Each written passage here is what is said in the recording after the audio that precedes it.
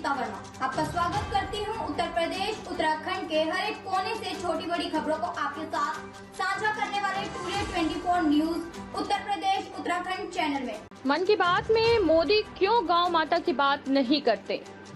बता दें कि धर्म की नगरी, आध्यात्मिक की नगरी कहे जाने वाले काशी में इस समय चुनावी सरगर्मियां बहुत तेज से बढ़ी हुई हैं।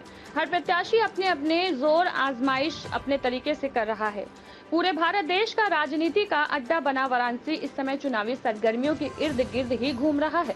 यहाँ के प्रत्याशी भी दिग्गज हैं, लेकिन इसी बीच हैदराबाद के रहने वाले युग तुलसी पार्टी के राष्ट्रीय अध्यक्ष कोली शेट्टी भी लगातार प्रचार प्रसार और वाराणसी से लोकसभा के चुनाव में आजमाइश करने में कोई कसर नहीं छोड़ रहे।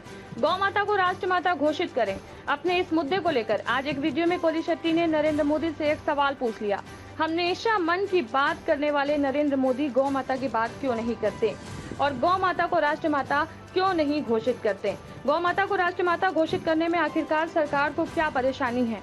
2 बार सत्ता में आई भारतीय जनता पार्टी गौ माता को राष्ट्रमाता क्यों घोषित नहीं कर रही। गौ कत्लेखाने सरकार कब बंद कराएगी। गौ माता धरती पर आई एक देवी है और उन देवी का कत्ल करके लोग खा रहे हैं। घोर कलयुग चल रहा है। कोली शेट्टी ने अपने वीडियो में आगे बताते हुए कहा कि जिस धरती पर गौ माता का गोबर और गौमूत्र गिरना चाहिए था, उस धरती पर आज गौ माता का खून गिर रहा है, जिसकी वजह से तापमान धरती का बढ़ता चला जा रहा है। उन्होंने वीडियो में आगे बढ़ते हुए ये भी बताया कि अब गौ माता को बचाने के लिए हम लोगों की आखिरी पीढ़ी है। इसके बाद की पीढ़ी गौ माता के बारे में जानना भी नहीं चाहेगी। अगर हम नहीं बचा पाए तो कोई नहीं बचा पाएगा। वीडियो में आगे बताते हुए उन्होंने कहा कि हम बनारस में 1 लाख गाय का गौशाला खोलेंगे और वाराणसी के 5 साल के कम उम्र बच्चों को रोज मुफ्त में देसी गौ माता शुद्ध दूध पिलाएंगे और इस वाराणसी में एक गौ माता का माहौल बनाएंगे। वाराणसी से खुशरंगीना की रिपोर्ट। जय गौ माता, जय गौ माता। सर,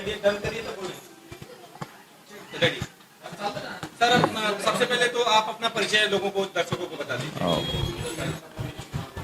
ठीक है। जय गौ माता, हर हर महादेव। मेरा नाम कोली शेट्टी शिव कुमार है। मैं दक्षिण भारत देश में तेलंगाना में हैदराबाद में रहने वाला हूँ और दक्षिण से लेकर काशी तक हम लोग एक मुद्दे पे बनारस आया। एक बात जनता का बीच में रखने के वास्ते हम बनारस आया, वो बात है गौ माता का बारे में। शेट्टी जी, क्या कहना चाहेंगे आप? वाराणसी लोकसभा में यहाँ पे बड़े बड़े दिग्गज नेता चुनाव लड़ रहे हैं, उसके बीच में आप इतना हिम्मत करके इतना दूर से आए चुनाव लड़ने के लिए और लगातार 3 महीने से आपका चुनाव प्रचार चल रहा है और माता का मुद्दा उठाए जो कि कोई भी पार्टी नहीं उठा रही है। बनारस की जनता से आप क्या कहना चाहेंगे? बनारस की जनता सबका बात इस बार गौ माता का को वोट देना चाहिए। पूरे देश में गाय का तस्करी हो रहा है और दक्षिण से लेकर पूरा हर कोने में, हर गांव में भी किधर तो भी डेली गाय कट रही है। सो गौ माता को बचाने का काम अभी सभी वोटर्स के हाथ में है। गाय की जान बनारस का वोटर्स का हाथ में है। अभी गौ हत्या का पाप से दूर होने के वास्ते धर्म का काम हम लोग कर रहे, तो धर्म का बात भी सबका सामने लगाने का हमारा जिम्मेदारी है। और अभी ये कठिन कानून होना चाहिए। अभी देश के प्रधानमंत्री श्री नरेंद्र मोदी जी ये बनाने के वास्ते कई को पीछे हट रहा वो मालूम होना चाहिए। इतना काम देश के प्रधानमंत्री कर रहे बोल के सब सोशल मीडिया हम देख रहे। गाय के बारे में तो जीरो, कुछ भी नहीं करे देश के प्रधानमंत्री श्री नरेंद्र मोदी। बाबा का दरबार में, बाबा का जो स्थान है काशी विश्वनाथ का मंदिर में, मोदी जी को एक बार आके गाय के बारे में आप क्या करें 10 साल में, कितना करोड़ गोवंश कत्लखाना में खत्म हो गया, इसके जिम्मेदारी कौन है? गाय तो चले गए, मगर ये इसका पीछे आप इतना बड़ा पोजीशन में बाबा विश्वनाथ जी ने आपको प्रधानमंत्री बन के संसद में उधर उतना दिल्ली में बैठा, इतना अच्छा पोजीशन बाबा ने आपको दिया, कई को गो हत्या कर रहे आप लोग।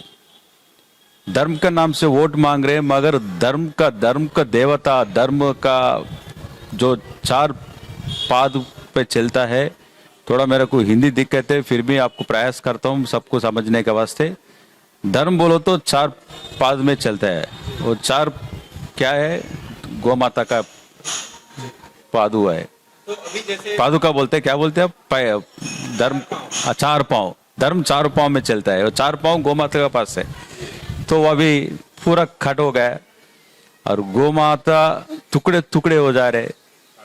ये सही बात है? ये नहीं, ये बिल्कुल गलत है। और जो कशी गए जो ये सब चल रहे हैं चीजें, इन सब बंद होने चाहिए। प्रधानमंत्री जी से आप इसके लिए कभी कभी चर्चा की या कोई लेटर वगैरह आपने कभी? देश प्रधानमंत्री श्री नरेंद्र मोदी जी को इलाहाबाद हाई कोर्ट ने एक अच्छा ऑर्डर दिया सो है, गौ माता राष्ट्र माता घोषित करना है।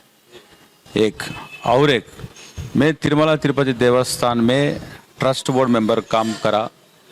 तिरुपति देवस्थान देश में पूरा वर्ल्ड में नंबर 1 देवस्थान बोलो तो तिरुमला तिरुपति देवस्थान बोलते हैं। वो तिरुमला तिरुपति देवस्थान में एक बोर्ड रिजोल्यूशन पास करे हम लोग, रिजोल्यूशन का नंबर 426 ऑफ 2021, गौ माता राष्ट्र माता घोषित करना है।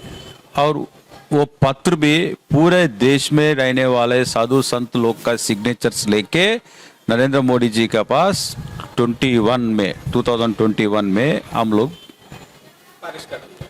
अब तक उसके बारे में जीरो जवाब है। जीरो जवाब है। मोदी जी मन की बात क्या है सबको मालूम होना बोल के हम लोग बनारस आया।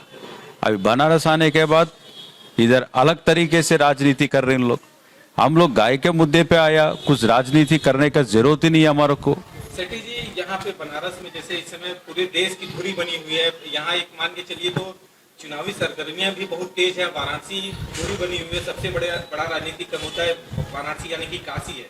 तो यहाँ से जो है आप यहाँ से कभी आपको ऐसा नहीं लगा कि हम यहाँ चुनाव लड़ेंगे, हमारे साथ कुछ गलत हो या ऐसा कुछ? नहीं, हम लोग भगवान से ही डरते हैं और गौ माता का आशीर्वाद से हम लोग इधर आए दक्षिण से।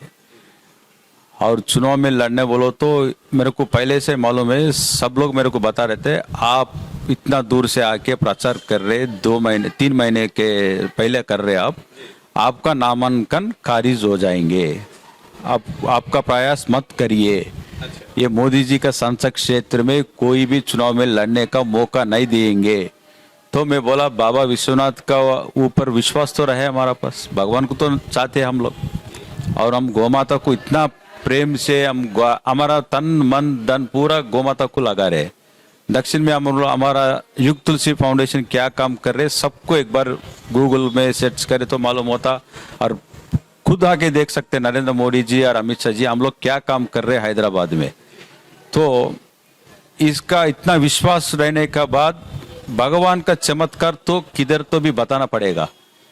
मेरा नामांकन खारिज होके फिर दोबारा बैलेट पे आ गया, सबको मालूम है चला है। फिर मैं दोबारा 11 बजे रात में, कुछ प्रॉब्लम ही नहीं है सबको मालूम है, मगर मेरा नॉमिनेशन खारिज होने के बाद मेरे को मालूम हुआ इन लोग मेरे को चुनाव लड़ने से दूर करने का प्रयास कर रहे। उन लोग उसमें टाइम बिंग उसमें उन लोग कुछ सफलीकृत होंगे, मगर दोबारा 6 महीने में बनारस में बाई इलेक्शन में जरूर लाएंगे बोल के मैं आरओ साहब को बताया।